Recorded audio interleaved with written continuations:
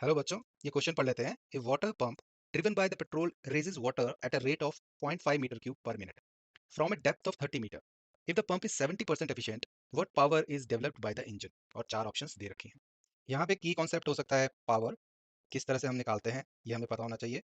From work done, अगर हमें काम पता हो किस तरह से निकालते हैं, फॉर्मूला पता होना चाहिए विच इज पावर क्या होता है, वर्क डन कितने टाइम में कर रहे हैं, इसी फॉर्मूले को हमें यूज़ करना है। ठीक है, एक तो चीज़ ये पता होनी चाहिए। दूसरा जो इसके सेकंड पार्ट में दिया हुआ क्वेश्चन में जो हमें एफिशिएंसी है,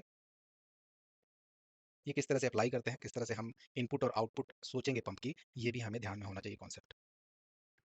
हमें यहाँ कैलकुलेट करना है कि अगर पंप पानी ऊपर लेके जाता है, मान लीजिए एच हाइट पे, तो कितना काम करेगा। देखिए मास एम को अगर हम ऊपर लेके जाएंगे तो वो वर्क डन कितना करेगा, M G H. This is our work done. इतना काम पंप को करना पड़ेगा एम मास को ऊपर ले जाने में।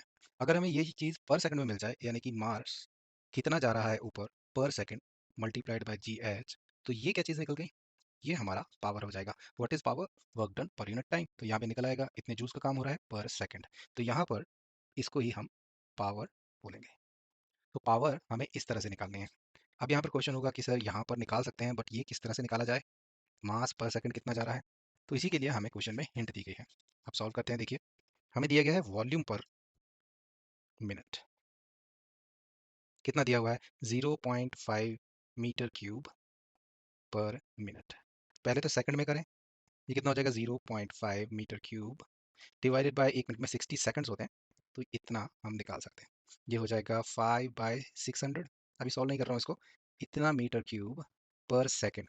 अब हमें निकालना है मास पर सेकंड, पर हमें मिल गया है वॉल्यूम पर सेकंड। तो मास होता क्या है, डेंसिटी इंटू वॉल्यूम ही होता है। तो मास पर सेकंड कितना होगा, डेंसिटी मल्टीप्लाइड बाय वॉल्यूम पर सेकंड। अब डेंसिटी ऑफ वाटर कितनी होती है, 1000 के जी पर मीटर क्यूब।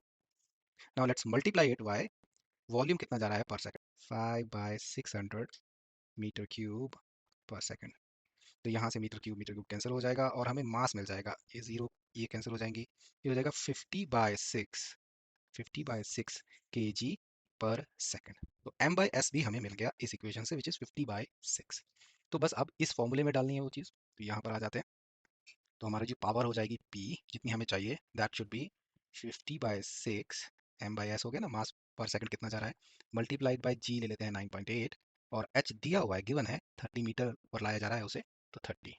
अब यहाँ पे इसे सॉल्व करते हैं, ये हो जाएगा 5 से चला जाएगा, ये हो जाएगा 250 मल्टीप्लाइड बाय 9.8 जूल्स पर सेकंड या वाट। अब देखिए हमें एफिशिएंसी ऑफ इंजन दी गई है।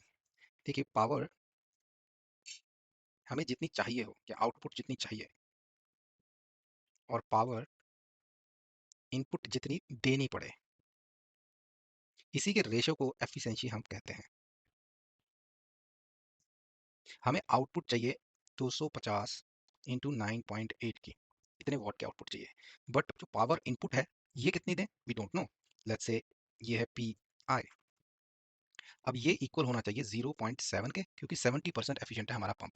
अब इसको इस साइड ले जाएंगे और 0.7 को यहाँ ले आएंगे, तो जो हमारे पी आई इनपुट हमें जितनी देनी पड़ेगी, क्योंकि हमारा पंप एफिशिएंट नहीं है, वो हो जाएगी 250 मल्टीप्लाइड बाय 9.8 डिवाइडेड बाय 0.7।